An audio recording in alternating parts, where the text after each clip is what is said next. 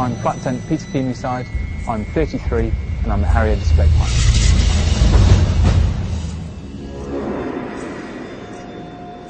I'm Alan McNish, I'm 36 and I'm a racing driver. The Audi R10 Challenge pits the legendary Harrier fighter jet against Audi's Le Mans winning diesel-powered R10 racing car in a unique head-to-head sprint race.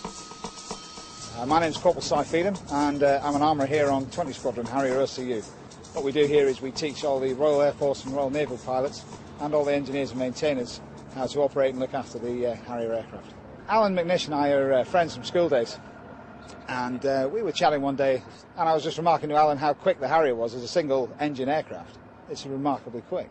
I was just commenting, quite a good jet. And I was talking about our R10 TDI and saying, yeah, we'll blow you away, no problem at all in a race. As sort of men do, joking apart. And he said, right, okay, we'll try and sort that out. And jokingly, I sort of challenged him to a race, saying, I bet the jet could beat your car. Then the next thing he came back and said, yeah, I think we could actually have a race on here. He took me up on that and went to see the people at Audi. I had to go and see the people at the Air Force, so we had to keep face. I think everybody was up for the challenge on both sides of the fence. And we managed to sort out a race.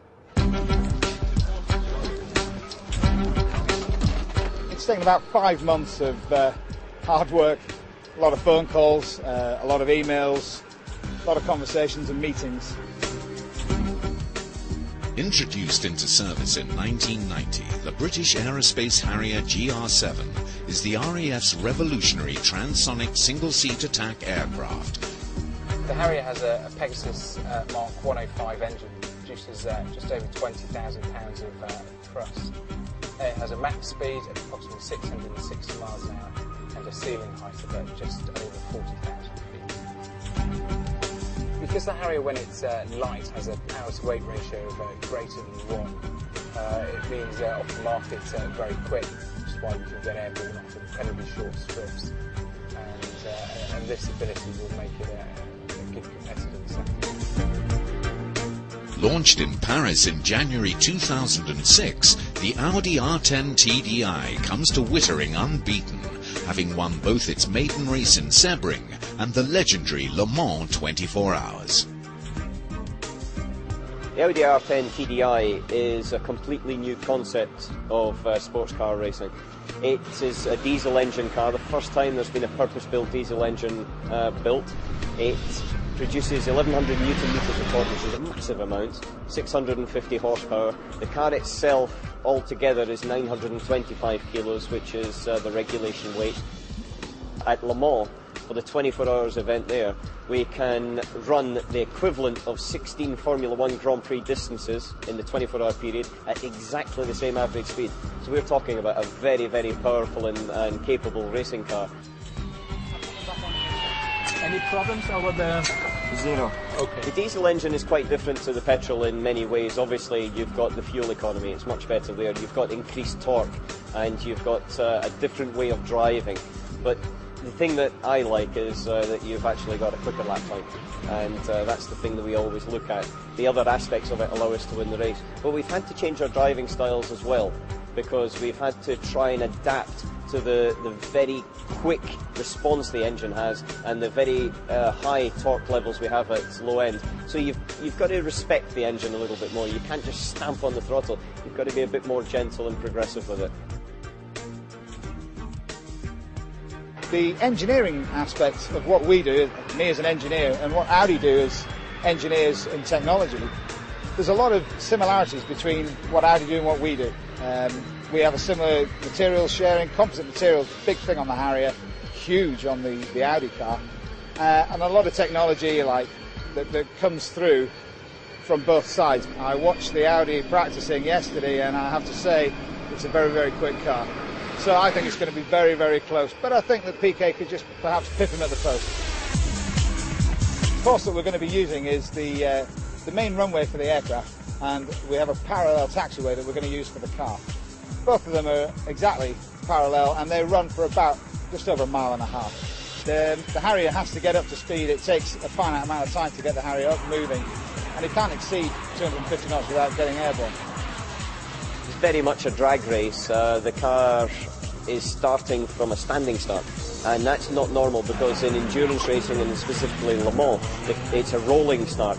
So it's not necessarily designed for that. However, we think that we've got a very quick car to be able to accelerate up to a distance. Obviously, and the Jet has got a tremendous amount of horsepower. I think it works out at 16,700 horsepower. The aircraft will get airborne about 150 miles an hour, and by the finish line I'll be hitting about 250 miles an hour.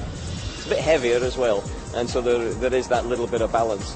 The tactics are very clear. You drop the clutch and you floor the throttle and you shift up gears when you have to. It's the only tactics we've got. And apparently the pilot's tactics are release the brake and give it full gas. I'll be doing a conventional takeoff, which means the nozzles will be pointing rearwards and not down. Getting airborne as light as possible with as little fuel as possible. Once airborne, I'll be raising the gear as quickly as possible, so that will reduce the drag, and I'll keep it nice and low through the finish line. Well, I've seen the car off the mark and it is astonishingly quick, so I'm fairly sure they'll get ahead of us at the start of the race. But ultimately, when they get moving and their momentum builds up, then they should be coming back towards us. I think it's going to be very, very close. It's whether I can catch them by the finish line, and I think I'm going to shade it by a nose. All right, Best of luck. have a good one. Yeah, you too. See you at the end.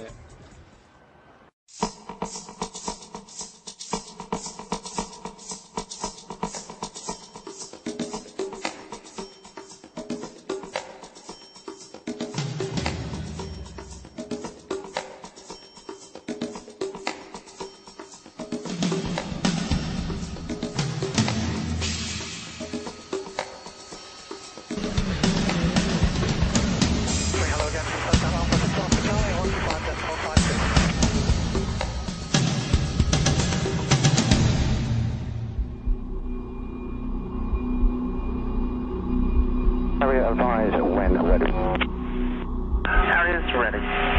Carrier Audi 10, 9, 8, 7, 6, 5, 4, 3, 2, 1, go, go, go.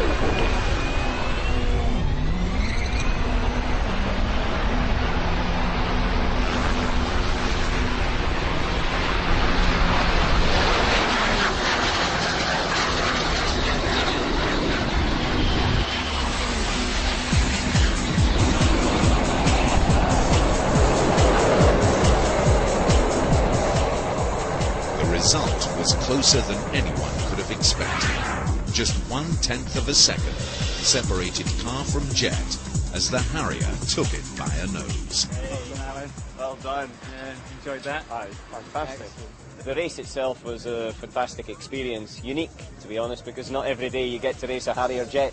But in terms of how it went, very well. We got off the line, I was able to use the torque of the diesel, and we accelerated away from the Jet quite quickly. But towards the end he was catching up, and just at the final point he pipped me as he took off and came across the line a nose ahead. I'm not exactly sure the results. I think it looked pretty even. I'd got a good start, but I could see the car pulling away from me. But as we approached the finish line, I could see it coming back towards me. And we appeared to cross the line pretty much in a dead heat, but we'll have to wait for the final verdict. Unbelievable. Excellent. That's a great shot. Yeah.